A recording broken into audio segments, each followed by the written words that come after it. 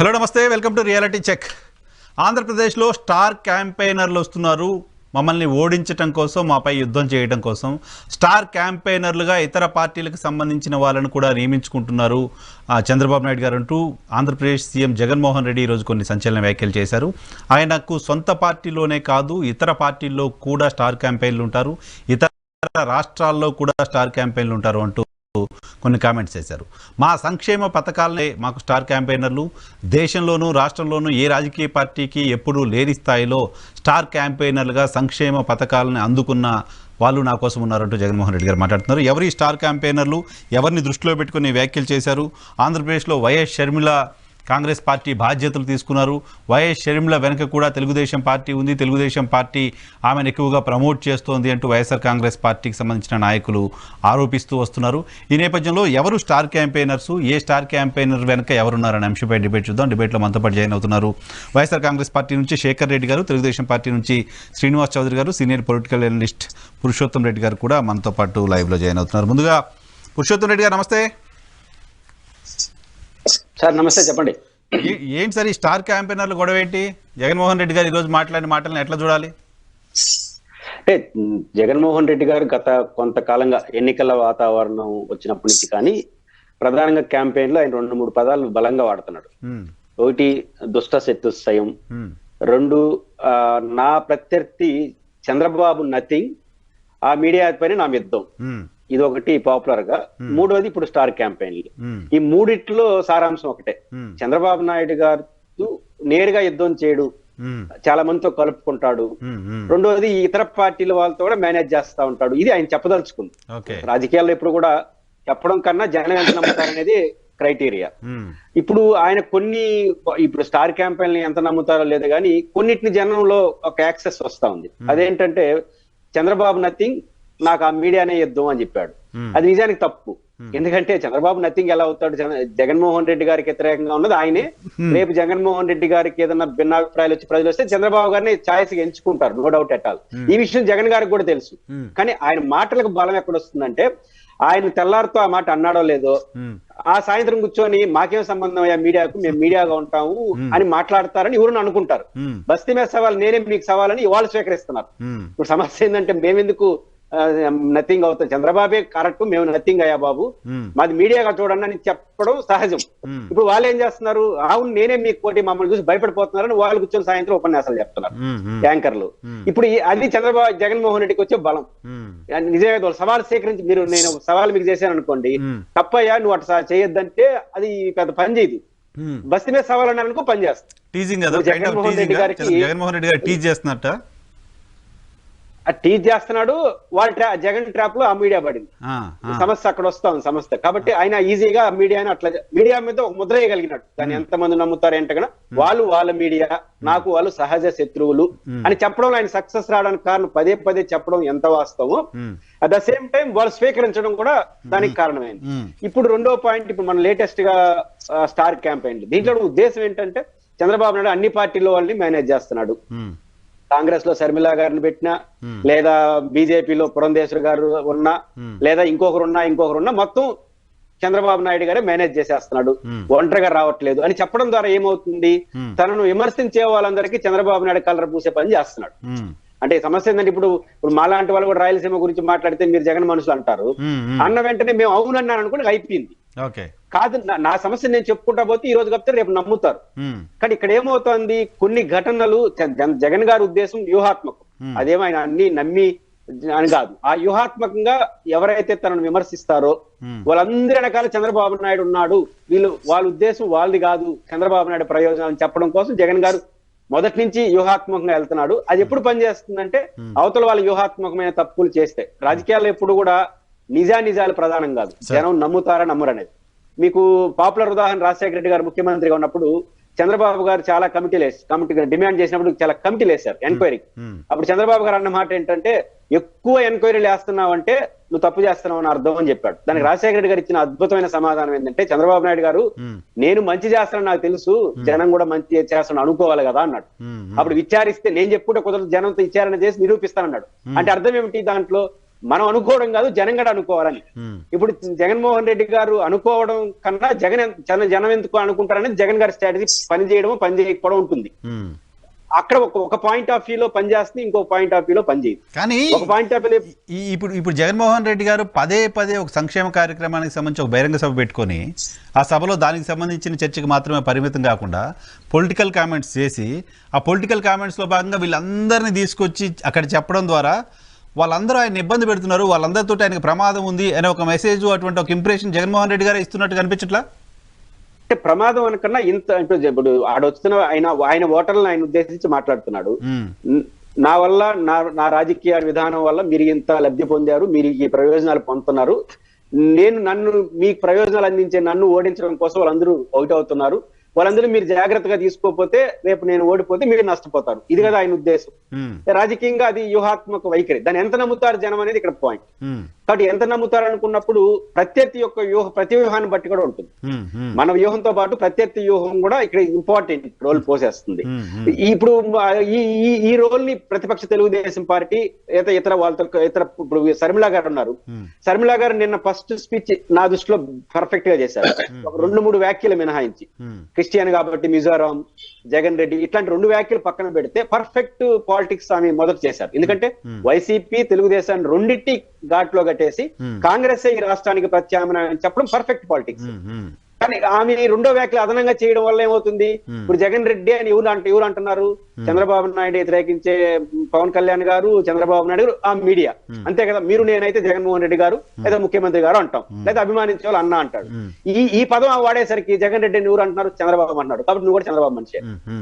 ఇంతే కొన్ని వ్యాఖ్యలు అట్లా చేయకుండా, ఆ 2 వ్యాఖ్యలు చేయకుండా ఉంటే 2 పార్టీలు డిఫెన్స్ లో పడి ఉంటాయి ఈ రోజు. ఎందుకంటే శర్మిల గారు పర్ఫెక్ట్ గా మాట్లాడారు నా దృష్టిలో ఫస్ట్ స్పీచ్. కానీ ఆ వ్యాఖ్యలు ఎందుకు చేయాలనే, ఆ వ్యాఖ్యలు చేయకుండా ఉంటే పర్ఫెక్ట్ గా ఉండేది. ఆ వ్యాఖ్యలు చేసిన దానికి తోడుగా యువతల వైపు ఎట్లా రియాక్ట్ అవుతారు అనేది కూడా ఒక ఇంపార్టెంట్ వస్తుంది. 2వ అంశం, కొన్ని మీడియా సమస్యలు కానీ అనేక సందర్భాల్లో ఇప్పుడు చంద్రబాబు నాయుడు గారు ఈ రోజు మోడీ గారు పిలిచిన వెంటనే అయోధ్యకి వెళ్ళారు. అది ఒక సిగ్నల్. ఇప్పుడు జగన్మోహన్ రెడ్డి ఇంకా శేఖర్ రెడ్డి గారు చెప్పారు, మోడీ గారు పిలిచినట్టు కాదుగా, ట్రస్ట్ వాళ్ళు పిలిచినట్టున్నారు. అది ప్రభుత్వం వైపు నుంచి వచ్చిన ఇన్విటేషన్ కాదనుకుంటా. ఎవరు పిలిచినా మోడీ కోసం పోయినట్టుగానే జనం చూస్తారు. కాబట్టి ట్రస్ట్ కి అంత అభిమానం వీళ్ళకి ఉంటుందిలే కానీ మోడీ గారు అక్కడ కేంద్రం కదా. ఇప్పుడు శేఖర్ రెడ్డి గారు చెప్పాలి, జగన్ గారు పిలిచారా పిలవలేదా, పిలవకపోతే నాకు తెలియదు కానీ బేసిక్ గా మోడీ గారిని పిలిచినారని పోయినారు, ఆ సిగ్నల్ ఇచ్చినారు. ఇక్కడ ఆ రోజు శివకుమార్ గారు ఇక్కడ అనంతపురం పర్యటన ఉన్నప్పుడు ఫ్లైట్ కాడ ఆయన వచ్చి ఈయన కలిశారు. ఎందుకు కలిశాడు తర్వాత విషయం, ఇద్దరు కలిసి మాట్లాడుకున్నారు. ఇక్కడ తెలుగుదేశం పార్టీ వాళ్ళు శేఖర్ రెడ్డి ఇక్కడ మన రేవంత్ రెడ్డి గారిని మావాడే చంద్రబాబు నాయుడు అన్నట్టుగా వాళ్ళు ఎత్తుకుని ఊరేగారు. ఇవి ఏం చేస్తుంది, ఆయన కొంచెం బలం చేకూర్చడానికి ఈయన అందరినీ మెయింటైన్ చేస్తున్నాడేమో అనే సిగ్నిఫికెన్స్ ఇవ్వడానికి పనికి వస్తుంది. దాన్ని వీళ్ళు తగ్గించుకోవడం, శర్మిల గారు ఇంకొంచెం బ్యాలెన్స్ గా చేస్తే జగన్ గారి యొక్క వ్యూహాలు పనిచేయవు. కానీ వీళ్ళు అవకాశం ఇస్తే మాత్రం కొంతమేరకు పనిచేస్తాయి.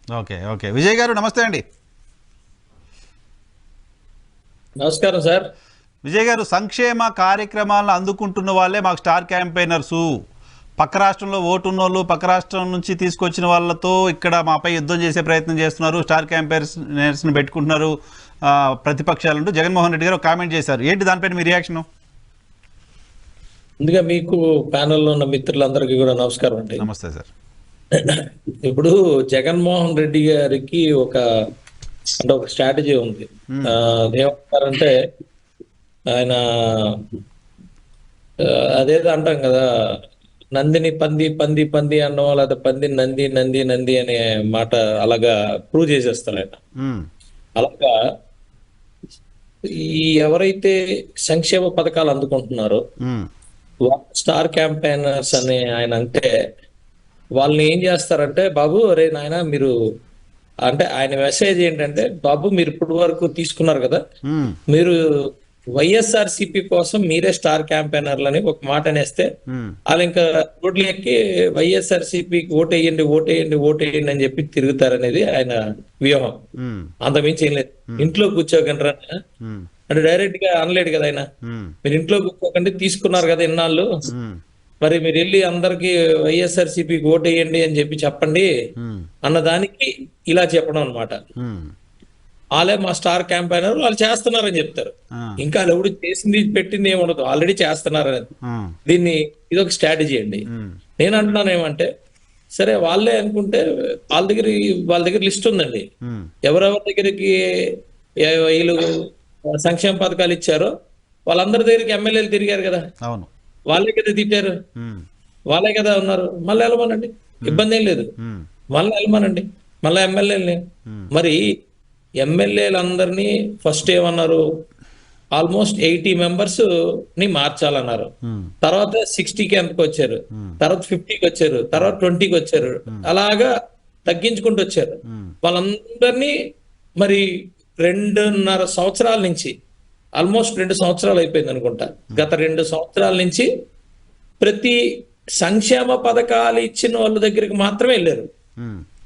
వాళ్ళకే ఒక లిస్ట్ లాగా తీసుకొచ్చి, ఇగో మీకు ఎంత వచ్చింది, మీ మదర్కి ఎంత వచ్చింది, మీకు ఇవ్వచ్చినాయి అవ్వచ్చినాయి అని రాసి ఇచ్చారు.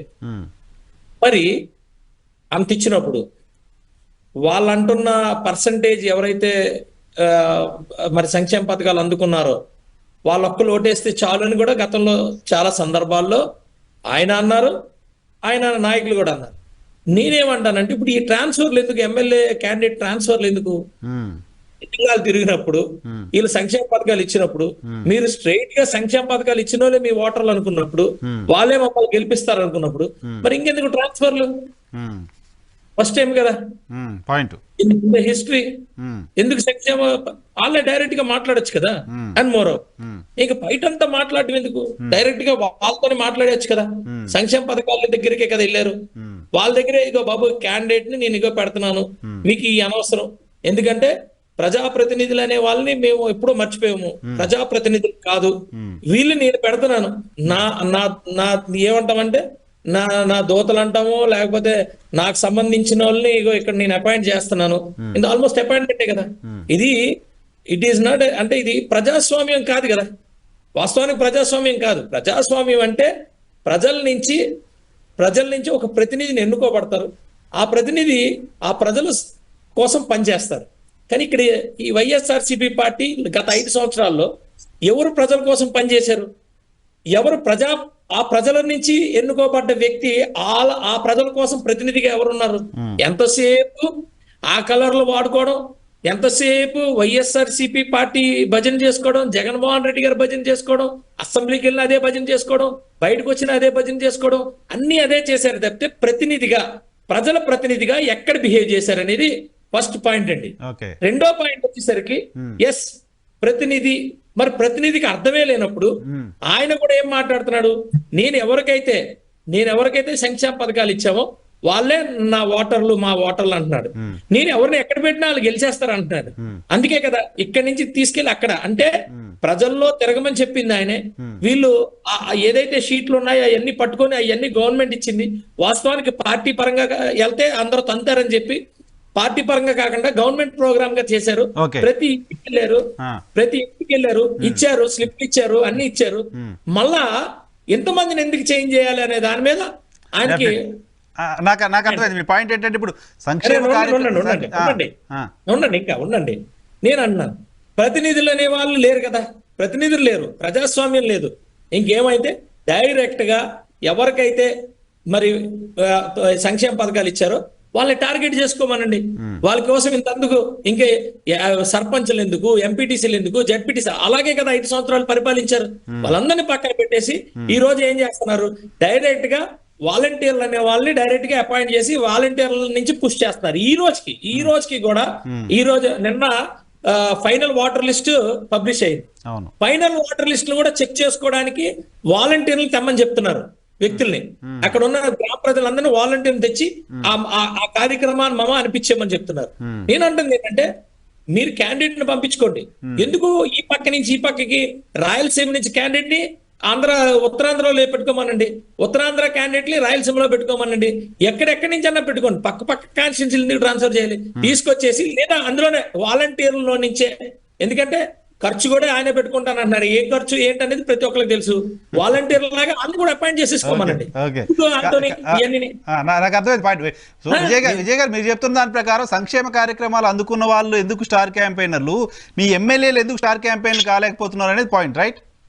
కాదు నేను అంటుంది ఆయన చెప్పే విధానంలో చాలా క్లారిటీగా రుద్దుతాడండి అందరి మీద రుద్దుతాడండి.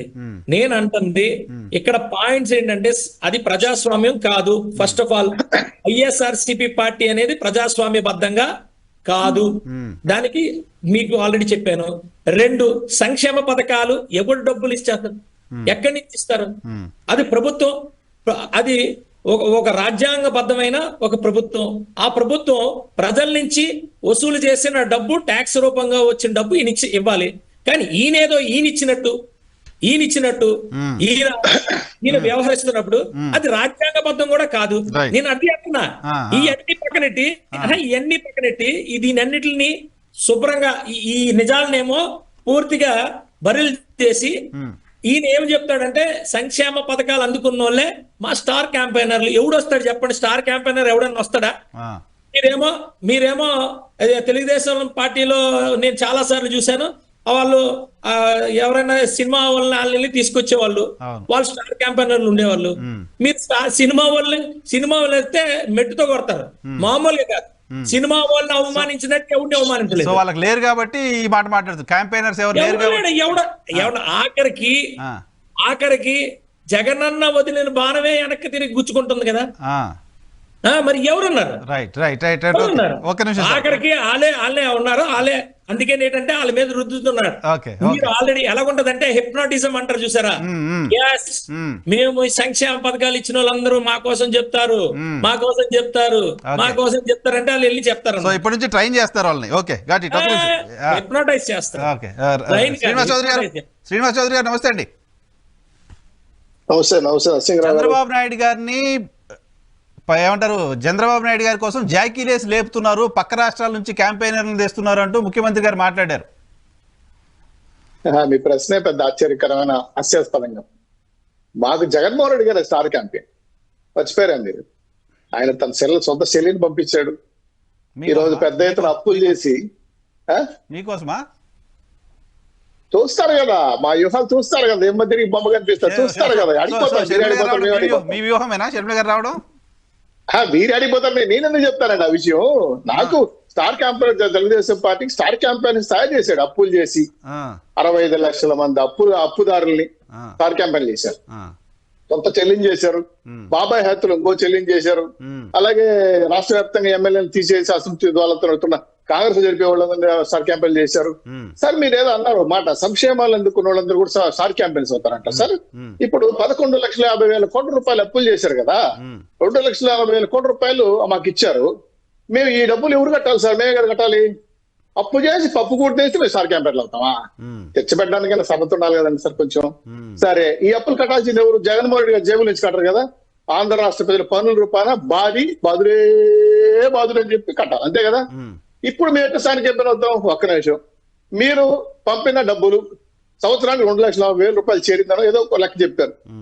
ఈ రోజు మద్యం తాగేవాడు రోజు ₹1,00,000 300 వేసుకుంటే 3,50,000 రూపాయలు. అంటే ఎడం చేత తీసుకొని కుడి చేత పెట్టుకుంటున్నారు. ఆరోగ్య మిత్ర కావచ్చు, ఆరోగ్య మిత్ర, నటు మిత్ర కావచ్చు, అదేంటి విద్యా దేవన కావచ్చు, లేదంటే ఇంకో దేవన కావచ్చు, ఏదైనా మా మటన్ ముఖ్యమంత్రి, మా బదిలీ ముఖ్యమంత్రి, మా బాదులు ముఖ్యమంత్రి అనేక రకాలుగా పథకాలు పెట్టాడు. సో సంపదను సృష్టించి పెట్టుంటే ఏదో 10 లక్షల కోట్లు సంపాదించాం, 2 లక్షల కోట్లు ఖర్చు పెడతాం అంటే హ్యాపీ.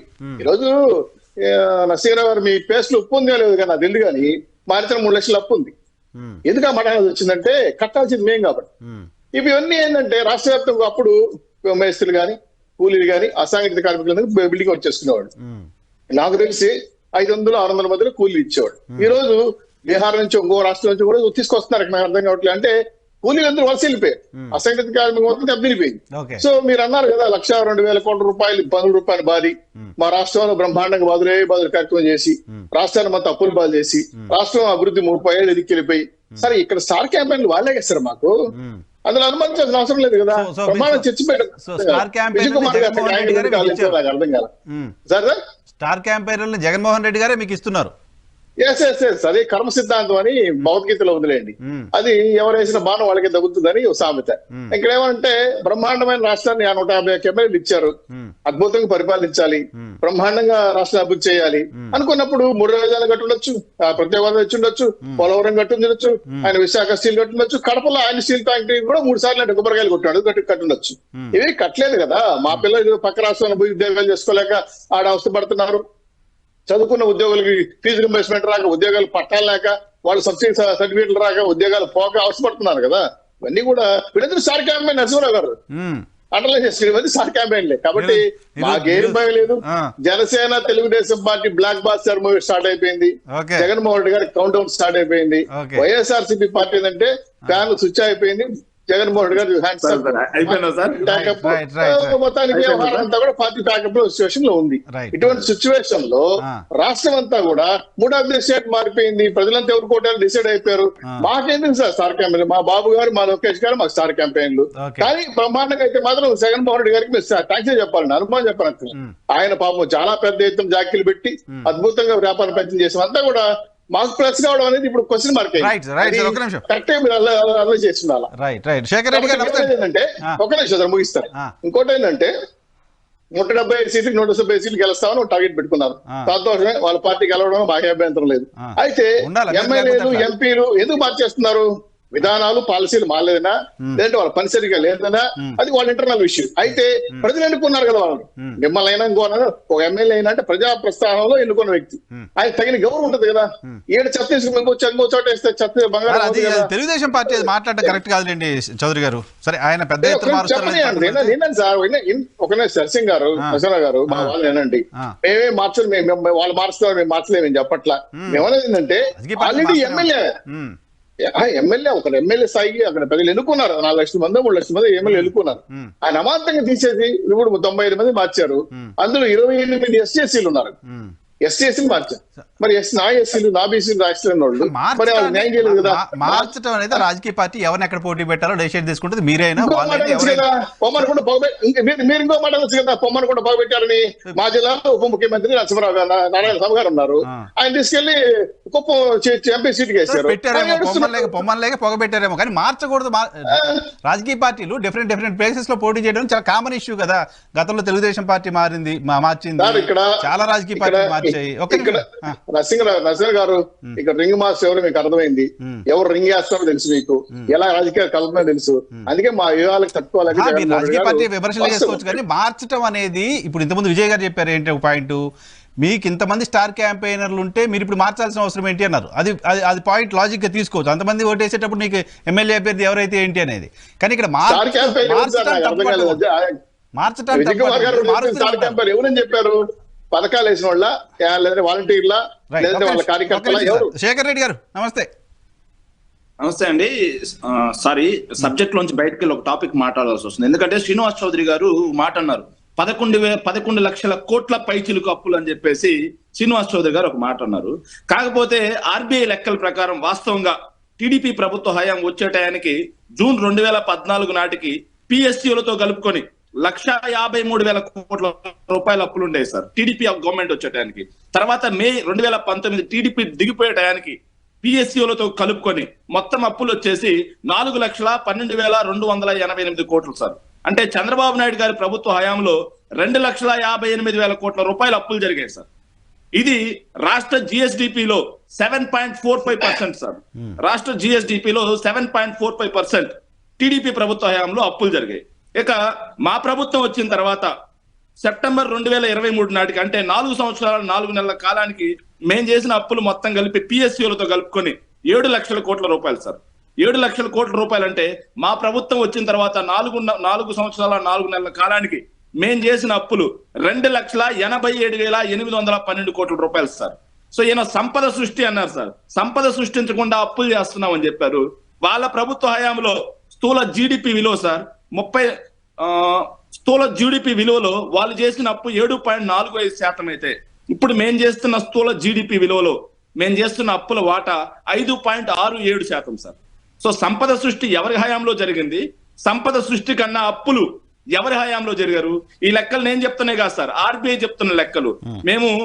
మేము ఆంధ్రజ్యోతిని, ఈనాడుని, టీవీ5 ని మేము ఎందుకని చెప్పేసి వాళ్ళ స్టార్ క్యాంపెయినర్స్ అన్నామంటే, ఆ 11 లక్షల కోట్లు అనేది ప్రజల్లోకి దుష్ప్రచారం. ఆర్బీఐ లెక్కలు వాళ్ళకి అక్కర్లేదు, నీతి ఆయోగ్ లెక్కలు వాళ్ళకి అక్కర్లేదు. అలాగే కాగ్ లెక్కలు అవసరం లేదు. Right. పార్లమెంట్ సాక్షిగా సార్ వినండి సార్, Ah. పార్లమెంట్ సాక్షిగా దేశ ఆర్థిక మంత్రి నిర్మలా సీతారామన్ గారు చెప్పిన మాట కూడా వీళ్ళకి ప్రమాణం కాదు, ఈ టీడీపీ శ్రేణులకు ప్రమాణం కాదు. కాకపోతే వాళ్ళ ఆస్థాన పత్రికలైనటువంటి ఈనాడు నిర్మలా సీతారామన్ గారు చెప్పిన లెక్కలు టీడీపీకో టీడీపీ మీడియాకో కాదు, పురంధేశ్వరి గారు ఆ పార్టీ రాష్ట్ర అధ్యక్షులు ఆవిడ గారు కన్విన్స్ అవ్వాలా? ఎస్ అదే సార్ నేను అన్నాను, నేను చెప్పేది వినండి సార్. సో నేను స్టార్ క్యాంపెయినర్ అని చెప్పేసి ఆ మీడియాని ఎందుకు అంటున్నాను, టీడీపీకి స్టార్ క్యాంపెయినర్స్ అని చెప్పేసి మా ముఖ్యమంత్రి గారు మన బీజేపీకి చెందిన పురంధేశ్వరి గారిని ఎందుకు అన్నారు? వాళ్ళ పార్టీ అధికారంలో ఉన్నటువంటి కేంద్ర గవర్నమెంట్ లో నిర్మలా సీతారామన్ గారు మన ఆర్థిక మంత్రిగా ఉన్నటువంటి చోట కూడా ఆవిడ చెప్పిన మాటను కూడా వాళ్ళ పార్టీకి చెందినటువంటి రాష్ట్ర అధ్యక్షురాలకి ఆ పార్టీ మాటలు పట్టింపు లేకుండా చంద్రబాబు నాయుడు గారికి డంకా బజాయించుకుంటూ కూర్చున్నారు వాళ్ళు. ఇకపోతే ఇంకో మాట మాట్లాడారు శ్రీనివాస్ చౌదరి గారు, 11 లక్షల కోట్లు అని చెప్పేసి జనాల్లోకి ఇంత తప్పుడు తీసుకెళ్తే ఎలా సార్?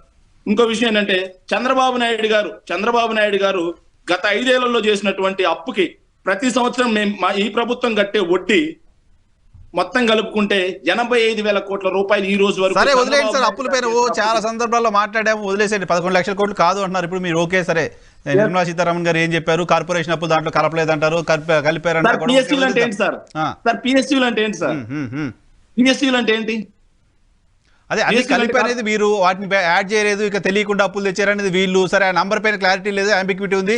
మీరు చెప్పే నంబర్ మీరు చెప్తారు, వాళ్ళు చెప్పే నంబర్ వాళ్ళు చెప్తారు, వదిలేసేయండి. ఈ రోజు టాపిక్ లో తప్పులు రావు సార్.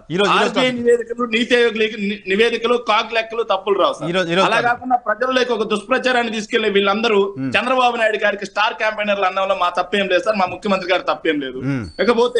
ఇకపోతే వీళ్ళు మాట్లాడుతున్నారు స్టార్ క్యాంపెయినర్లుగా మాకున్నారు మా మహిళలు అని చెప్పేసి మేము గర్వంగా ఎందుకు చెప్పుకుంటామంటే నేటి వరకు మహిళలకి మొత్తం ఈ ఆంధ్రప్రదేశ్ ప్రభుత్వం చేసిన సాయం 2,67,000 కోట్ల రూపాయలు సార్. వీటిలో డీబీటీ ద్వారా నేరుగా 1,81,000 కోట్ల రూపాయలు, నాన్ డీబీటీ ద్వారా 85,000. ఒక్క నిమిషం శేఖర్ రెడ్డి గారు, ఇప్పుడు మీరే కొంతమందిని స్టార్ క్యాంపెయినర్లుగా వాళ్ళకి పంపిస్తున్నారు అనేది చౌదరి గారు చెప్తున్నమాట. సేమ్ టైం విజయ్ కుమార్ గారు చెప్తుంది ఏంటంటే ఇన్ని లక్షల మంది, దాదాపు 1 కోటి మందికి సంక్షేమ కార్యక్రమాలు అమలవుతుంటే వాళ్ళందరి దగ్గరికి వెళ్ళి పేపర్లు పట్టుకొని పోయి మీకు ఇది వచ్చిందని ఎప్పటికీ 2-3 సార్లు ఎమ్మెల్యేలు అంతా చెప్పుంటే మళ్ళీ అక్కడ అభ్యర్థులను ఎందుకు మారుస్తున్నారు? ఎవరు నిలబెట్టిన ఓట్లేస్తారు కదా అనేది పాయింట్. ఒక్క విషయం సార్ గమనించాల్సిన విషయం అంటే అభ్యర్థులను మార్చడం అనేది మా పార్టీ అంతర్గత విషయం. అలాగే కొన్ని చోట్ల మా పార్టీ వీక్ గా ఉన్న చోట దగ్గరికి స్ట్రాంగ్ క్యాండిడేట్ ని పంపించాలన్న ఒక ఉద్దేశంతో కొన్ని చోట్ల స్ట్రాంగ్ ఖచ్చితంగా గెలవాలి. ఎక్కడో ఎందుకు ఉదాహరణ తీసుకోండి, గుంటూరులో స్ట్రాంగ్ గా ఉన్నటువంటి టీడీపీ సీట్లకి మేము లాస్ట్ టైం టీడీపీ కంచుకోట అయినటువంటి చిలకలూరుపేటని బద్దలు కొట్టినటువంటి విడుదల రజనీ గారిని అక్కడికి పంపించాం. ఎందుకు పంపించాం? మేము టీడీపీ కంచుకోట, దాన్ని బద్దలు కొట్టాల్సిందే అని చెప్పి పంపించాం. లాస్ట్ టైం మేము ఓడిపోయిన కొండేపి ఉంది, కొండేపికి మేము మా మంత్రి గారిని పంపించాం. ఎందుకు పంపించాం? అక్కడ ఖచ్చితంగా కొట్టాల్సిందే కాబట్టి అత్యంత సమర్థుల్ని కొన్ని డిఫికల్ట్ చోట్ల దగ్గరికి పంపించాల్సి వస్తుంది సార్. సార్ మేము మళ్ళీ చెప్తాం సార్, మేము 110, 120 గెలవాల్సిన పరిస్థితి వస్తే మేము అభ్యర్థులు మార్చాల్సిన పనే లేదు, అభ్యర్థులు మార్చాల్సిన అవసరమే లేదు. మా టార్గెట్ 175 కొట్టాలి. ఆ దిశగా ఎంత వీలైతే అంత వర్క్ చేయాలి. కాబట్టి మా అధినాయకుడు వ్యూహాత్మకంగా అడుగులేశాడు. దానికి అనుగుణంగా మా క్యాడర్ కూడా పనిచేస్తుంది. మధ్యలో వేలకు వచ్చి నొప్పి ఏంటో అర్థం కావట్లేదు. ఇంకో విషయం ఆయన మాట్లాడుతున్నారు, ఎమ్మెల్యేలుగా ఉన్న వాళ్ళని ఇక్కడ చెల్లని రూపాయి అక్కడ ఎందుకు చెల్లుతుంది, ఇక్కడ చెల్లని చెత్తను అక్కడ వేస్తున్నారు.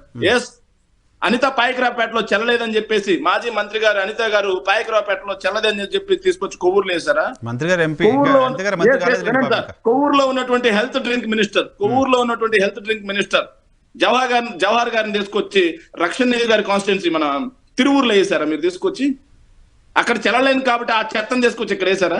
ఎమ్మెల్యేల గురించి మాట్లాడేటప్పుడు సంస్కారవంతమైన భాష మాట్లాడడం టీడీపీ వాళ్ళు నేర్చుకోవాలి ఫస్ట్ ఆఫ్ ఆల్. ఇంకొకటి సార్, వీళ్ళు మాట్లాడుతున్నారు మన జనసేనకి చెందిన ఆయన మాట్లాడుతున్నారు వైసీపీ పార్టీలో అసలు ప్రజాస్వామ్యం. వైసీపీ పార్టీలో ప్రజాస్వామ్యం ఉందో లేదో మా ఎమ్మెల్యేలకి అందరికీ తెలుసు. కానీ జనసేన పార్టీలో ప్రజాస్వామ్యం ఉందో లేదో డైరెక్ట్ గా మీ పవన్ కళ్యాణ్ గారే చెప్పారు. చంద్రబాబు నాయుడు గారి నుంచి కానీ పొత్తు గురించి కానీ ఎవరైనా మాట్లాడితే ఒప్పుకునేది లేదు, నచ్చిన వాళ్ళు వెళ్ళిపోండి అని చెప్పేశారు. అది ప్రజాస్వామ్యమా నియంతృత్వమా? అదే ప్రజాస్వామ్యం. నియంతృత్వ పార్టీ అయినటువంటి జనసేనని పెట్టుకొని వైఎస్ఆర్సీపీ గురించి మాట్లాడుతూ ఉంటే దయ్యాలు వేదాలు వల్లించినట్టు ఉంది. ఇంకొకటి సార్, వీళ్ళు మాట్లాడుతున్నారు అటు ఇటు ఎందుకు మార్చాలని. పవన్ కళ్యాణ్ గారిది ఎక్కడండి ఓటు హక్కు ఎక్కడుందండి?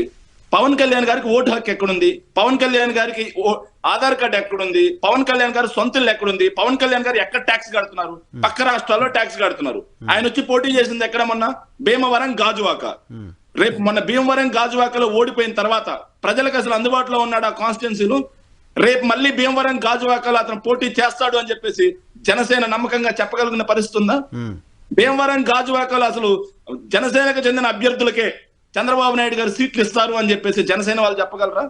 2014 నుంచి జనసేనతో పవన్ కళ్యాణ్ తో అంటి పెట్టుకుని ఉన్నటువంటి క్యాడర్ లో ఎంతమందికి రేపు సీట్లు ఇవ్వబోతున్నాడు? ఎంతమందికి రేపు సీట్లు ఇవ్వబోతున్నారు? ఇన్ని బొక్కలు వాళ్ళల్లో పెట్టుకొని మా పార్టీ గురించి మాట్లాడితే ఇప్పటికే వాళ్ళ అభ్యర్థులు ఫైనలైజ్ కాలేదు. ఎక్కడ ఏ అభ్యర్థి దించుతారో తెలియదు. ఆఖరికి ఒక్క అభ్యర్థి ఆలపాటి రాజా విషయంలోనే ఎంత జరిగింది?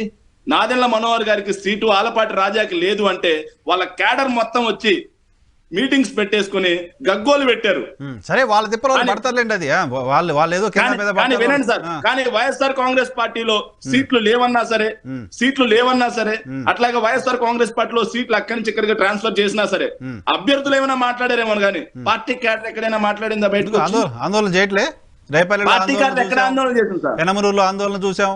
పార్టీ క్యాడర్ సార్, పార్టీకి చెందినటువంటి నాయకులు ఆందోళన చేశారు. పార్టీ క్యాడర్ ఎక్కడ ఆందోళన? పార్టీ క్యాడర్ ఈవెన్ విజయవాడలో విష్ణు గారి అనుచరులు ఆందోళన చేయడం చూసాం. ఎక్కడున్నారు సార్ విష్ణు గారు అనుచరులు? ఆందోళన చేసి చూసారు, మీటింగ్ పెట్టుకున్నారు. ఎక్కడ కూడా ఆందోళన జరిగే పరిస్థితి లేదు. వేరే క్యాండిడేట్ వస్తే మేము ఓడిపిస్తాం, ఖచ్చితంగా మా నాయకుడికి సీట్ రావాల్సిందే అని చెప్పి వైఎస్ఆర్ కాంగ్రెస్ పార్టీలో ఎక్కడ ఆందోళన జరిగిన చరిత్ర లేదు సార్. దాన్ని మీరు గమనించాలి. మా పార్టీ ఆల్రెడీ ఎలక్షన్ మోడ్ లోకి వెళ్ళిపోయింది. వాళ్ళు ఇంకా అభ్యర్థులే ఖరారు కాలేదు.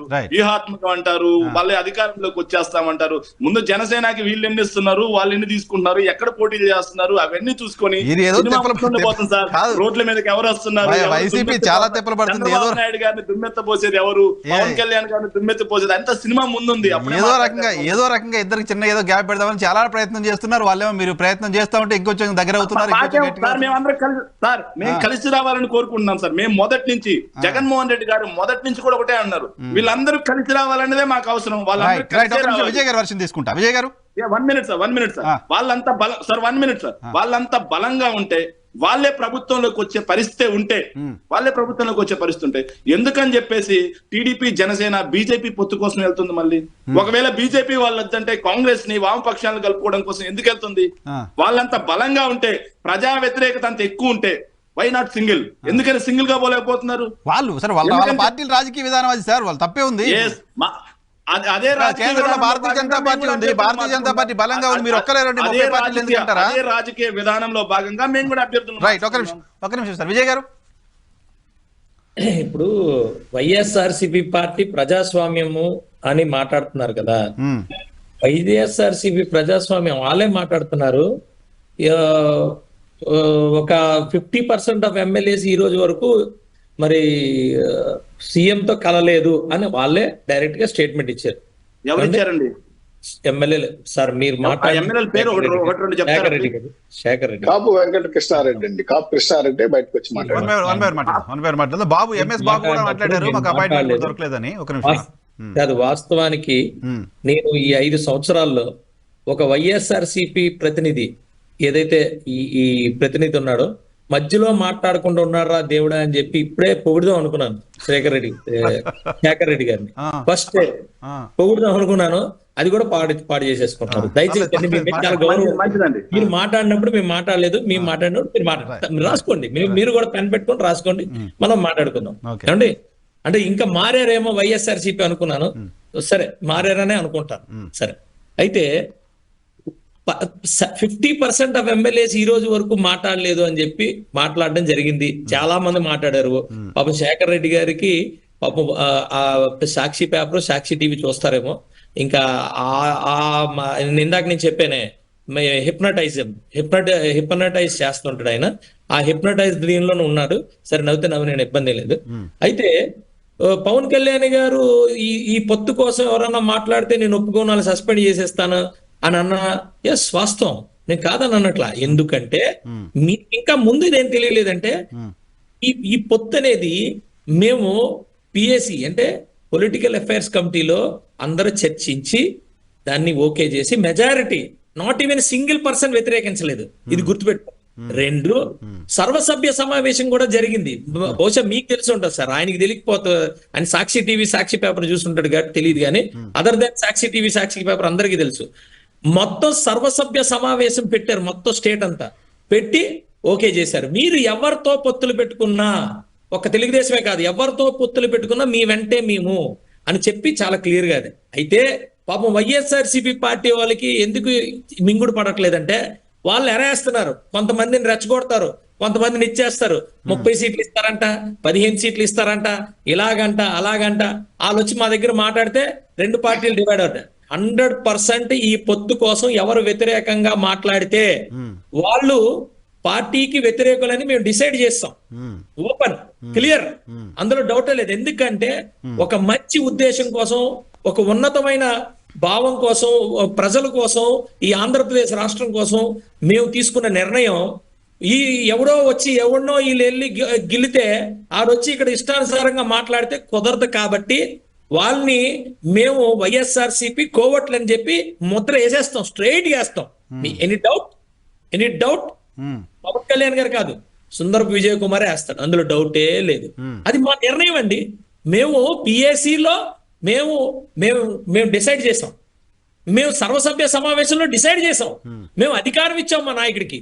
అరే మీకు అధికారం, మీరు ఎలాగంటే మీరు వైఎస్ఆర్సీపీ పార్టీ ఒక పార్టీయా? జీవితకాలం అంట, జీవితకాలం ప్రెసిడెంట్ అని అనౌన్స్ చేసుకున్నాడంటే అదొక పార్టీయా? ఎక్కడ ఉంటుందా ప్రజాస్వామ్యంలో? జీవితకాలం ప్రెసిడెంట్ అని నవ్విపోతారు, నలుగురు నవ్వితే నాకెందుకు అన్నట్టు నవ్విపోతారు అన్నట్టు. అది ఒక పార్టీ, అది ప్రజాస్వామ్య పార్టీ. వీళ్ళు వచ్చి మాకేమో ప్రవచనాలు చెప్పడం ఏమంటే అయిపోయిందా? ఓకే. ఇప్పుడు ఈ ఇంట్లో చెత్త ఆ ఇంట్లో. అరే బాబు, మీరు వైఎస్ఆర్సీపీ పార్టీ, నేను క్లియర్ గా చెప్తున్నా, ఒకరిని ఇద్దరిని అనే వాళ్ళని అడ్జస్ట్ చేసుకుంటారు.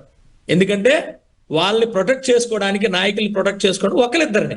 అంతేగాని ఊరూరా మార్చేస్తే, నేను అంటున్నా, అమరు నా పక్కనే ఉన్న అనకాపల్లిలో మంత్రి చేశాడు, ఎమ్మెల్యే మంత్రి చేశాడు. ఆయన ఇప్పుడు ఎక్కడ పెట్టాలో తెలియట్లా. అంటే అమరు పెద్ద సూపర్ లీడరా? నా కాన్స్టిట్యున్సీ యలమంచిల కాన్స్టిట్యున్సీలోని పెడతానంటాడు, ఒకసారి ఏమో పెందుర్తి అంటారు, ఒకసారి ఏమో చోడవరం అంటారు. ఎక్కడ పెట్టాలో అర్థం కాదు, ఎక్కడ పెట్టినా 0 వస్తుంది. వీళ్ళు మరి గ్రేట్ లీడర్స్, వీళ్ళు స్ట్రాంగ్ లీడర్స్, వీళ్ళేమో వేరే కాన్స్టిట్యున్సీ. మీకు ఓపెన్ గా చెప్తున్నా, మరి ఇక్కడ నా దగ్గర ఉన్న కన్నబాబురాజు ఏం ఇప్పుడు ఒక్కసారి వెళ్ళి కన్నబాబురాజు నీకన్నా సూపర్ అమరు అంటే మళ్ళా అని చెప్తున్నానా, మామూలు చెప్తూ కొట్టడు, అరిగిపోయి సిరిగిపోయిన చెప్తూ కొడతాడు మిమ్మల్ని. నేను అంటుంది, దయచేసి మీ నాయకుల్ని మీరు అవమానపరచుకోకండి.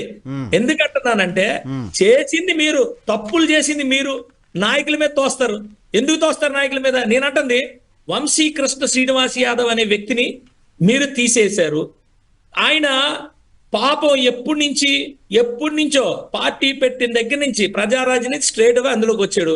అప్పటి నుంచి మీరు ఇచ్చినా ఇవ్వకపోయినా, గెలిచినా గెలవకపోయినా, పాపం పార్టీ జిల్లా అంతా పార్టీ మోసి ఎకరాలు అమ్ముకున్నాడు. ప్రతిసారి మీ నాయకుడు వెళ్ళి వాళ్ళ ఇంట్లో పడుకున్నప్పుడల్లా, వంశీ నేను ముఖ్యమంత్రి అయిపోతాను, నువ్వే మంత్రి అని 100 సార్లు చెప్పాడు ఆయన. అయిపోయిందా? మరి ఆయన ఏం చేస్తాడు? ఎంవివి సత్యనారాయణ ఆయన నోట్లో నుంచే, ఎంపీ విశాఖపట్నం, ఆయన నోట్లో నుంచి ఏమన్నాడు? నేను ఇక్కడ ఈ ఆంధ్రప్రదేశ్ లో నేను వ్యాపారం చేయను, ఆంధ్రప్రదేశ్ లో చేయడానికి ఇది లేదు, నేను చెయ్యను అన్నాడు. అయిపోయిందా? ఆయనేమో అంత దారుణంగా చేసిన వాడిని ఏం చేశారు? విశాఖపట్నం ఈస్ట్ కి నియోజకవర్గం ఇన్ఛార్జ్ చేశారు. సరే, ఆయన ఎంపీ కాన్స్టిట్యున్సీలో ఆయన చేయడం కదా తప్పే. నేనంటుంది, వినండి ఒకసారి, వినండి సార్, పూర్తిగా వినండి బాబు. మీకు తెలుసో లేదో, శేఖర్ రెడ్డి గారు మీకు తెలుసో లేదో, రజనీ గారు అక్కడ ఓడిపోతారంటే రీలొకేట్ చేశారు, ఇంకొకరు ఓడిపోతారంటే రీలొకేట్ చేస్తున్నారు. వీళ్ళందరినీ రీలొకేట్ చేసుకుంటూ వస్తున్నారు. అంటే ఇక్కడ ఒక స్ట్రాటజీ ఏంటంటే, కొత్తగా వెళ్తే అక్కడ ఒక 15 రోజులు మాయ చేసేయచ్చు, ఇది చేసేయచ్చు అని. ఇది జరిగింది ఎందుకంటే ప్రజల కోసం కాదు. మీరు అన్నారు చూసారా సార్, ఒక్కసారి వినండి, మీరు అన్నారు చూసారా, క్యాడర్ ఎక్కడ కూడా బయట ఎక్కడ మాట్లాడలేదు, నాయకుడే మాట్లాడుతున్నాడని. ఆ క్యాడర్ కోసం ఆ క్యాడర్ డైరెక్ట్ గా మాట్లాడుతున్నారు. ఈడైతే ఈ క్యాండిడేట్ అయితే నేను పని చేయను అని అంటే బాబు కనీసం అవతల ఆయన్ని తీసుకొచ్చి మీ దగ్గర పెడతానంటే క్యాడర్ అన్నా పని చేస్తారు, లేకపోతే పూర్తిగా తేలిపోద్దనే భయంతో ప్రజలు ఎలాగో ఓట్లేయరు. ఓకే, నీకు లాస్ట్ టైం వైఎస్ఆర్సీపీకి ఓట్లు వేసిన కూడా ఇప్పుడు ఓట్లేయడు. క్యాడర్ అన్న పని చేయాలి. ఎందుకు పని చేయాలి క్యాడరు, ఎందుకు పని చేయాలి క్యాడర్ అని స్ట్రైట్ గా అడుగుతున్నారు. మీరు పొద్దున్న లేగిస్తే సర్పంచ్లు మీరు గొప్పలు చెప్పుకున్నారు ఏంటి, మొత్తం సర్పంచ్లు అందరూ మీరే గెలిచారు, మొత్తం జడ్పీటీసీలన్నీ మీరే గెలిచారు, మొత్తం ఎంపీపీలన్నీ మీరే గెలిచారు రాష్ట్రం మొత్తంలో అని గొప్పలు చెప్పుకున్న వాళ్ళు సర్పంచ్లు అందరూ ఎందుకు ఈ రోజు వ్యతిరేకంగా ఉన్నారు? మీకు మీ పార్టీ వాళ్ళే కదా. మీరేమో ప్యారలల్ టు ప్రజాస్వామ్యం, ప్యారలల్ టు రాజ్యాంగాన్ని మీరు నడిపారు 5 సంవత్సరాలు. విజయ్ గారు వాస్తవం, ఇది వాస్తవం. ఓకే. ఇంకొకటి ఇంకో ఫైనల్ గా నేను చెప్తున్నా, ఫైనల్ గా పవన్ కళ్యాణ్ అనే వ్యక్తి గాజువాక భీమవరమే కాదు, మీరు హింసిస్తే 175 కూడా భుజాన్ని వేసుకున్నాడయ్యా. ఒక్క ఆయన కేవలం గాజువాక భీమవరమే కాదు, మొత్తం 175 భుజాన్ని వేసుకొని ఈ 175ని రక్షించుకోవడానికి ఆయన ప్రయత్నం చేస్తున్నాడు.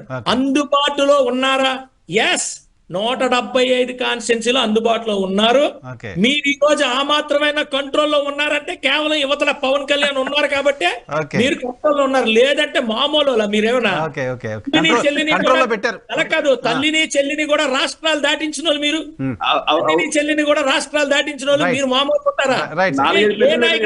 కాదు ఇదేదో మీరు సొంతంగా ఆంధ్రప్రదేశ్ కొనుక్కున్నట్టు బయట నుంచి సిబిఐ రాకూడదు, బయట నుంచి పవన్ రాకూడదు, బయట నుంచి చంద్రబాబు నాయుడు రాకూడదు, బయట నుంచి లోకేష్ ఇదేమన్నా మీ తాతగారి సొత్తా? 4-5 పెళ్లిళ్ళు అయితే చేసుకోలేదు సార్, 4-5 పెళ్లిళ్ళు అయితే చేసుకోలేదండి. కంగారు పడకండి శేఖర్ రెడ్డి, మాట్లాడండి. ఓకే, మీరు మాట్లాడాలంటే చాలా మాట్లాడతా, ఇంకా బోల్డ్ మాట్లాడతా, మీరేం కంగారు పడకండి. వెళ్తారు. మీరు ఒక మాట, నాకు ఒక మాట ఇవ్వండి దయచేసి. మీరు ఇంకో పక్క పార్టీ వైపు చూడను, నేను జగన్మోహన్ రెడ్డి వైఎస్ఆర్సీపీ పార్టీలోనే ఉంటాను అని చెప్పండి చాలు.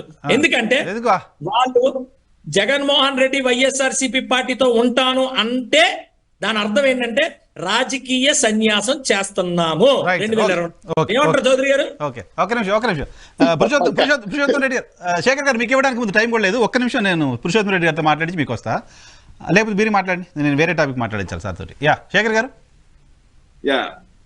మన జనసేన మిత్రులు మాట్లాడుతూ మధ్యలో అరే బాబు ఇరో బాబు అన్నారు, అవి కొంచెం నన్ను బాధించాయి. అది డిబేట్ సంస్కారం కూడా కాదు. బేసికల్ గా జనసేన వాళ్ళకి ఆ సంస్కారం ఉండదులేండి, దాన్ని మనం ఆశించడం కూడా చాలా తప్పది.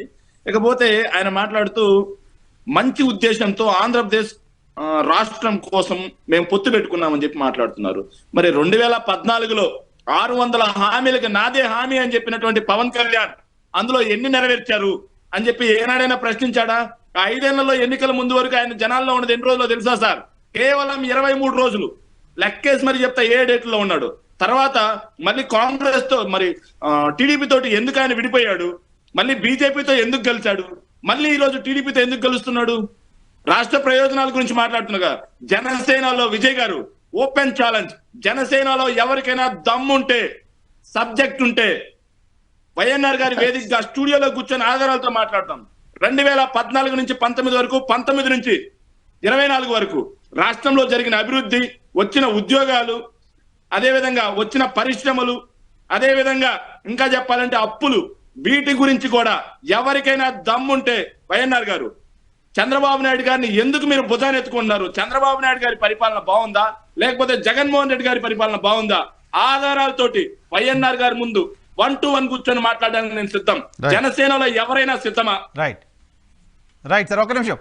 బ్రేకింగ్ న్యూస్ ఏంటంటే ఇప్పుడు పురుషోత్తం రెడ్డి గారు విశాఖపట్నం స్టీల్ ప్లాంట్కి సంబంధించి ఆ స్టీల్ ప్లాంట్ ఉద్యమం సమయంలో గంటా శ్రీనివాస్ గారు ఎమ్మెల్యే పదవికి రాజీనామా చేశారు. దాదాపు 2 years అయినట్టుంది రాజీనామా చేసి. ఈ రోజు రాజీనామా యాక్సెప్ట్ చేశారంట. నెక్స్ట్ మంత్ రాజ్యసభ ఎలక్షన్స్ ఉన్నాయి. ఇంకా కొన్ని జరుగుతాయి. ఇప్పుడు ఆల్రెడీ తెలుగుదేశంతో డూయిట్లు పాడడానికి సిద్ధపడిన 3 ఎమ్మెల్యేలకి ఆల్రెడీ అనర్హత వేయటమని డిస్క్వాలిఫికేషన్ చేశారు. దాన్ని కూడా మూవ్ చేస్తారు అనుకుంటున్నాను. పురుషోత్తం ఒక్క నిమిషం నీకు అర్థం అవుతుంది, నువ్వే మాట్లాడు. ఇప్పుడు 80 రోజుల్లో సినిమా క్లోజ్ అయ్యి చేస్తే ఏముంది పురుషోత్తం, 80 రోజుల్లో సినిమా క్లోజ్ అవుతాను, దాన్ని కూడా చూస్తే పెట్టుకొని మాట్లాడు. కాబట్టి ఇంకొక ముగ్గురు కూడా డిస్క్వాలిఫై చేసే అవకాశాలు కనిపిస్తున్నాయి. మొన్న ఇచ్చారు కదా, అంటే బహుశా చాలా మంది వైసీపీ సిట్టింగ్ ఎమ్మెల్యేలకి సీట్లు రానోళ్ళు కావచ్చు, లేదా ఇవ్వనోళ్ళు కావచ్చు. వాళ్ళందరూ సహజంగా ఇంకేం పోయేదే ఉందని క్రాస్ ఓటింగ్ పాల్పడే అవకాశాలు ఉంటాయి నేచురల్ గా. 3 ఎంపీ సీట్లు ఉన్నాయి. తెలుగుదేశానికి 23 ఆల్రెడీ ఉన్నాయి, వీళ్ళు ఒక ముగ్గురు పోయినారు, 26 ఉన్నాయి. కర్నూలులో ఒక ఆయన ఇప్పుడు కొంత బహిరంగనే మేము వ్యతిరేకంగా పోతున్నాం అని చెప్పారు కదా, ఆర్థర్ కావచ్చు, ఇంకా కొంతమంది ఒకరిద్దరు మేము రానోళ్ళు, ఆయన కృష్ణా జిల్లాలో మాజీ మంత్రి ఆయన కూడా పెనగలో పార్థసారథి గారు, వీళ్ళందరూ వ్యతిరేకంగా ఓటేసే అవకాశాలు కనిపిస్తున్నాయి కదా. కాబట్టి వాళ్ళకు ఒక హెచ్చరిక చేసే ప్రయత్నం అనేది ఖచ్చితంగా చేస్తారు. దీంట్లో నిబంధనలు ఏ మేరకు వర్తిస్తాయి అంటే, ఫిబ్రవరి అయిన తర్వాత మార్చిలో ఎవరు గెలుస్తారు, ఎవరు పోతారు, దట్ ఈస్ డిఫరెంట్. గెలిచిన తర్వాత ఎవరు ఏ పార్టీలో ఉంటారు, రేపు 24 తర్వాత మోడీ గారు 3వ వస్తే ఎవరిని బతకనిస్తాడు, ఎవరిని మధ్యలో ఫినిష్ చేస్తాడు అనేది వేరే చర్చ కదా. ఇప్పుడు సమస్య, ఇప్పుడు వైసీపీ వాళ్ళు గెలిస్తే ఓడిపోతే వాళ్ళ సమస్య, బీజేపీ గెలిచి మళ్ళీ చంద్రబాబు నాయుడు గారు పాత కేసులు, ఈడీ కేసులు అని ముందుకు వస్తే మళ్ళీ ఎప్పుడైనా పోయారా చంద్రబాబు నాయుడు గారు పిలవపారంటే పిలిచాడు కానీ పోయారు కదా. అయోధ్యకి అందరూ ఈ రోజు అయోధ్య భజన కాదు, ఇది మోడీ గారి భజన. అందరూ ఎవరైతే ఆయన అయితే బతుకుతాడో సస్తాడో తెలియదు, దేవగౌడ ఎయిర్పోర్ట్ వేసుకుని మళ్ళీ వెళ్ళిపోయినాడు, పొత్తు పెట్టుకునే ఆలోచన ఉన్నట్టున్నాడు. కర్ణాటక అనౌన్స్ చేశారు ఆ కృతజ్ఞత తీర్చుకోవడం కోసం భార్య భర్త ఆ వయసులో మాజీ ప్రధానమంత్రి స్పెషల్ ఫ్లైట్ వేసుకొని పరిగెత్తారు. అంటే బీజేపీ భయం అందరికీ పట్టుకుంది, ఎందుకంటే వాళ్ళు చాలా డెమోక్రటిక్ గా ఉంటారు కాబట్టి వాళ్ళందరూ అందరికి ఇష్టం కాబట్టి వాళ్ళు పోతుంటారు. పాయింట్ ఏంటంటే రాజకీయాలలో తన ఓటు తాను వేసుకోవడంతో పాటు తన ప్రత్యర్థిని వీక్ చేయడం రాజకీయ వ్యూహంలో భాగం. అది నైతికమా అనైతికమా అనేది ఆ రాజకీయ పార్టీ వాళ్ళకి అనుకూలంగా వాళ్ళు మాట్లాడుకుంటారు. ఇప్పుడు అధికార పార్టీ అయిన ప్రతిపక్షాన ప్రత్యర్థిని ఎందుకు టార్గెట్ చేస్తారు అంటే ఖచ్చితంగా వాళ్ళని ఇబ్బంది పెట్టాలి కదా. టార్గెట్ మీన్స్ అన్డెమోక్రట్ అని కాదు. రాజకీయ విమర్శ ఎందుకు చేస్తారు, నా ఓట్లు నేను వేసుకోవాలి, పక్క ఓట్లు 4 డిస్టర్బ్ చేయాలి కదా. చేయకుండా మీరు బాగుండండి మేము బాగుండండి ఇదేమో సంసారం, భార్య భర్తల సంసారం కాదు కదా. ప్రతిపక్షం అధికార పార్టీ, ప్రతిపక్షాన్ని ఎవరున్నా ప్రతిపక్షం మీన్స్ అపోజిషన్ ఖచ్చితంగా చేస్తారు. దాన్ని ఎంత నమ్ముతారు అనేది అధికారంలో ఉండేది. ఒక పార్టీ చేసే ఆరోపణలతో పాటు దాన్ని ఎదుర్కొనే క్రమంలో తను అపోజిషన్ ఎంత ఎఫెక్ట్ గా ఎదుర్కొంటుంది అనేది కీలకంగా ఉంటుంది. మనం నైతిక సూత్రాలు బట్టి ఉండవు. మనం ఒక విమర్శ చేస్తాము, అవతల వైపు దాన్ని తిప్పుకొట్టడం మాత్రమే కాదు, దానికి బలం చేకూర్చే వ్యవహారాలు చేయకపోతే వీళ్ళకన్నా వాళ్ళకన్నా సమస్య వస్తుంది. ఇప్పుడు నేను శర్మిల గారు ఎవరు గెలిచినా తెలుగుదేశంకి ఓటేసినా వైసీపీకి ఓటేసినా మోడీకే ఓటేసినట్టు అన్నదానికి ఎవరైనా ఈ 2 పార్టీల సమాధానం చెప్పగలవా? ఈ మాట శర్మిల గారు ఈ రోజు అన్నారు. ఉండవల్లి అరుణ్ కుమార్ గారు ఏమన్నారు, అసలు పోటీ చేయకుండా 25 సీట్లు ఉన్న ఏకైక పార్టీ ఆంధ్రప్రదేశ్ లో బీజేపీ అన్నారు. రాష్ట్రపతి ఎన్నికల్లో 0 ఓట్లు ప్రతిపక్షానికి వచ్చింది ఓన్లీ ఆంధ్రప్రదేశ్. కానీ ఒక ఓటు కూడా బీజేపీకి లేదు. బీజేపీకి 1 ఓటు కూడా లేని ఆంధ్రప్రదేశ్ లో ప్రతిపక్షానికి 1 ఓటు కూడా లేదంటే ఇప్పుడు శర్మిల గారు లేవనెత్తిన అంశం ఖచ్చితంగా ప్రజలు ఆలోచింపజేస్తోంది. ఖచ్చితంగా తెలుగుదేశం వైసీపీ విషయంలో బీజేపీకి అనుకూలంగా ఉండడం అనేది వాళ్ళు చెప్పొచ్చు, మేము దేశం కోసం చేస్తున్నాం, రాష్ట్రం కోసం చేస్తున్నామని. కాబట్టి అంటే నేనేమంటానంటే శర్మిల గారు ఒక వ్యాఖ్య అధికార ప్రతిపక్షం ఎందుకు కలవరబెట్టింది, at the same time Sharmila garu చేసిన 2 అనవసర వ్యాఖ్యలు ప్రతిపక్షానికి ఎందుకు కాదు. నేనేమంటానంటే మనం చేసే వ్యాఖ్యలు ప్రతిపక్షాన్ని కూడా ఇబ్బంది పెట్టేట్టుగా వరకు ఉంటే అది చెల్లుతుంది, లేకపోతే మన ఆనందం మనం తీరుతుంది తప్ప ఇంకేం కాదు. రైట్ సార్ కంక్లూడ్ చేస్తాం. చివరిగా 1 వర్డ్ చౌదరి గారు, ఈ గంటా శ్రీనివాస్ గారి డిస్క్వాలిఫికేషన్ పైన మాట్లాడండి ప్లీజ్. క్లోజ్ చేద్దాం సార్. అదే గంటా శ్రీనివాస్ గారు డిస్క్వాలిఫై చేస్తే చట్టం ఉంది, కోర్టులు ఉన్నాయి. ఇంతకుముందు అరుణ గారి కేసు తెలంగాణలో ఏమైనా చూశారు. సో రాజకీయ ఎత్తుగడలు వ్యూహాలు రాజకీయాల్లో ఉంటాయి కాబట్టి ఎప్పుడో చేసిన రాజీనామాని అది స్పీకర్ ఫార్మేట్ లో ఉందా లేదో దాని మీద కేసు వేయొచ్చో అది పార్టీ చూసుకుంటారు. అయితే ఇది ఖచ్చితంగా రాజకీయ కుట్రలో భాగమే. అయితే దీన్ని ఎదుర్కోవడానికి చట్ట ప్రకారం వెళ్తాం, ఆయన నిలబడతాడు. ఎవరికి ఎట్లయినా మా joint action committee Janasena Telugu Desam party decide చేసుకుంటాం కాబట్టి భయం లేదు. ఇంకొక మహా అంటే 2 నెలలు, ఆ 2 నెలల్లో ఎన్ని మార్పులు జరుగుతాయి మీరే చూస్తారు. కాబట్టి ఇవన్నీ రాజకీయాలు సర్వసాధారణం. ఫేస్ చేయడానికి ప్రజాస్వామ్య పద్ధతిలో తెలుగుదేశం పార్టీ జనసేన రెడీగా ఉంది. ఇటువంటి సవాళ్ళు మేము తీసుకుంటాం, ఇట్లాంటి యుద్ధాలు చూస్తాం. యుద్ధం ఇవ్వాలనుకున్న జగన్మోహన్ ఇస్తాం. రైట్ సార్, కంక్లూడ్ చేద్దాం. 1 వర్డ్ శేఖర్ గారు. గంటా శ్రీనివాసరావు గారు రాజీనామా చేశారు, దాన్ని ఆమోదించారు. దీంట్లో మాట్లాడేది ఏముంది సార్? రాజీనామా చేశారు కాబట్టి ఆమోదించారు. ఆమోదించారు, మాట్లాడడానికి ఏం లేదు. రాజీనామా చేసి 2 సంవత్సరాలు అయింది, ఇప్పుడు ఆమోదించారు, ఇప్పుడు మాట్లాడడానికి ఉంటుంది. రాజీనామా చేసిన తర్వాత స్పీకర్ 2 ఏళ్ళు పరిశీలించారా? ఓకే ఓకే అర్థమవుతుందా? సరే, విషయం అయితే అర్థమవుతుంది. విజయ్ గారు, మీ ఊరు శ్రీనివాస్ గారు, మనం కూడా మాట్లాడుకున్నాం చాలాసార్లు విశాఖ ఉక్కు ఉద్యమం సంబంధించి చాలా సందర్భాల్లో మాట్లాడుకున్నాం. సో ఆయన ఇప్పుడు రాజీనామా సందర్భంగా కూడా చాలా పెద్ద చర్చ. ఇప్పుడు ఆమోదించడాన్ని ఎలా చూస్తారు? 2 సంవత్సరాలు పనికి వస్తారని వెయిట్ చేశారు, ఇప్పుడు పనికిరాదు అవసరం లేదని డిసైడ్ అయ్యారు, క్లోజ్ చేశారు. ఓకే, చెప్పాను కదా, ఇది ప్రజాస్వామ్యానికి రాజ్యాంగానికి అతీతంగా ఒక వ్యవస్థ నడుస్తుంది. ఆ వ్యవస్థలో ఇలాగే ఉంటాయి రూల్స్. ఏమంటే శేఖర్ రెడ్డి గారికి లాస్ట్ గా ఒక గుగ్లీ ఇద్దాం అనుకుంటున్నా. శేఖర్ రెడ్డి గారు, మీరు నేను ఛాలెంజ్లు చేసుకోవడానికి అంత కాదు, కానీ ఆ చెల్లి ఆ అన్నకి ఛాలెంజ్ చేసింది కదా, ఆ ఛాలెంజ్ తీసుకోండి ఫస్ట్. ఆ చెల్లితోటి సిక్సర్ కొడతాం, అలాగే జనసేన వాళ్ళని కూడా సిక్సర్ కొడతాం.